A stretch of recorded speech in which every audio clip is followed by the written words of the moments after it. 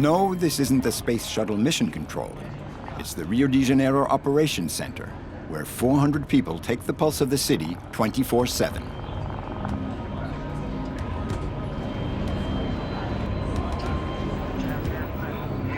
With 12 million inhabitants from downtown to the suburbs, Rio is reaching saturation point.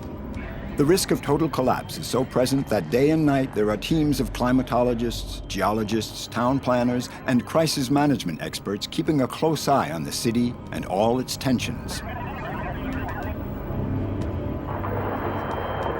It's 4:30 on a Wednesday afternoon, and a car is floating down a main avenue on the south side of town.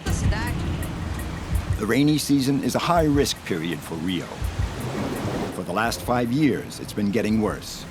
In 2010, whole areas of the city were wiped out by landslides, with more than 500 people dead or missing. In 2011, it was the same thing, and the biggest ever natural catastrophe in the state of Rio, with over 800 victims, almost all residents of the poor districts up on the mountain slopes where they had to cut down forests to build. There's nothing to hold the soil in place, and with every storm, it all collapses. A few minutes before the landslide, the family all managed to get away. How can a city built by the sea and surrounded by virgin forest have so lost touch with nature that it has become a danger to its own inhabitants?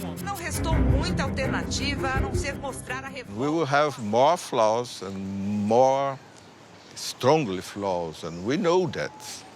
And the people in position of more vulnerability are exactly the poor people. They are near the rivers, they are in places in the mountain. And then we need to prepare now, looking for 20 years ago, to prepare the city for a lot of things, especially the elevation of sea level. Rio de Janeiro is not the only major city on the Brazilian coast.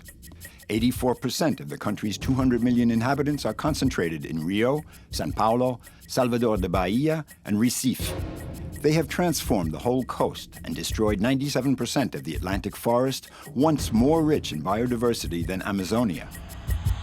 This galloping urbanization siphons all the resources from the interior of the country.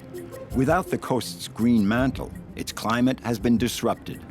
But aside from its climatic problems, Rio is undergoing a general disruption of the environment.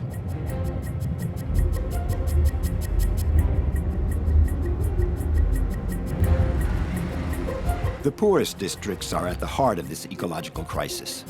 People here build their houses on top of each other with no help or urban planning, and are thus exposed to serious urban pollution. There are no sewers. The former streams and riverbeds are all cemented over, and that's where the wastes of 800,000 families all crowded together end up. The inhabitants have lost all contact with nature. There are a lot of territory of the city where live more than 2 million people, and special poor people of the city, they don't have this green. They don't have this nature. They don't have, until now, all the public service about waste and sanity everybody deserves to have. And then this is also a social question.